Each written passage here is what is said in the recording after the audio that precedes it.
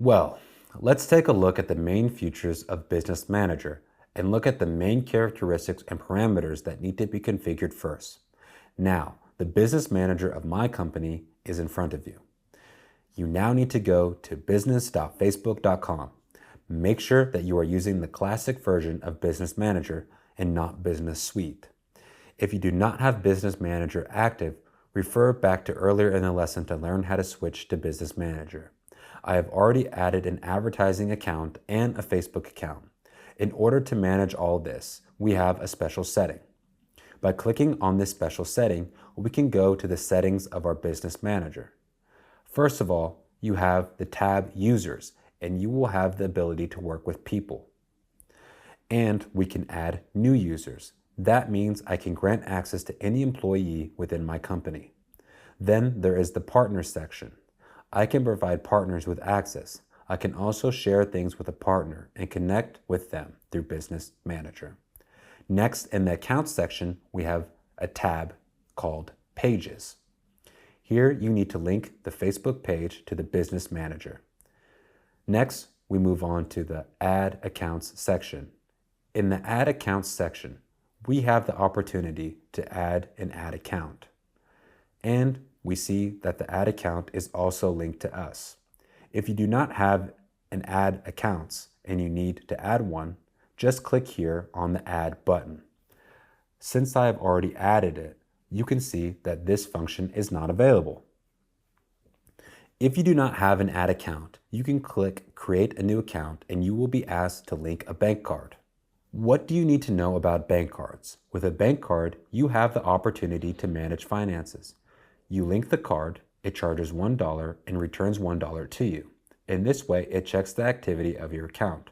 If there is not enough money in the account or Facebook cannot write off $1 and return it immediately, Facebook will not create an account for you. They will ask you to link another card. The card can be in any currency. It doesn't matter what currency you use for your account. It can be dollars, euros, pounds, etc. Let's move on. After we have a linked account and page, there is an Instagram account section.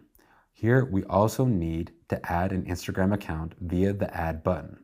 Please note that when adding an Instagram account, it will ask for a username and password. In the event you get hacked, you can get it back through your Business Manager. Let's move on to the most interesting part. These settings are important and complex. We're moving on to the section called Data Sources. In the Data Sources section, we have sources and we have pixels. What is a pixel and what is it used for? Pixel service is the ability to install a special pixel on your site and a special code that will accordingly track site visitors.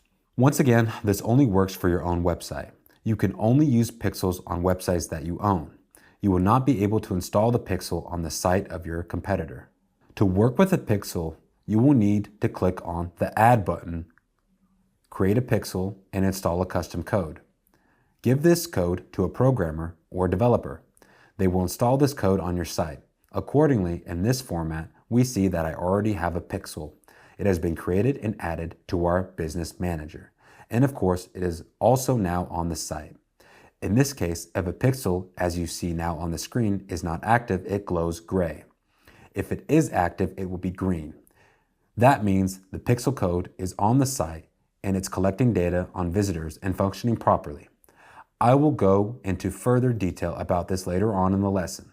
Okay, so that is how to interact with your website visitors. Now let's move on to a section called Brand Safety. Here we have a section called Domain. In the Domain section, we have the opportunity to verify the domain of our site.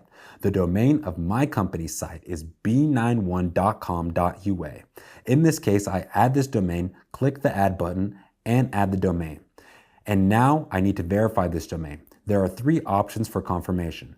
The most difficult option is through DNS. DNS records change in the domain name and usually takes up to 72 hours.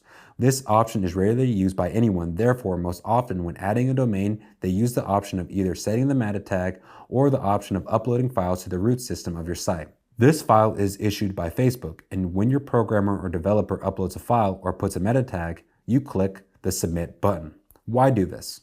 First of all, this is done so that you have the opportunity to work and show ads to users on iPhones with iOS 14.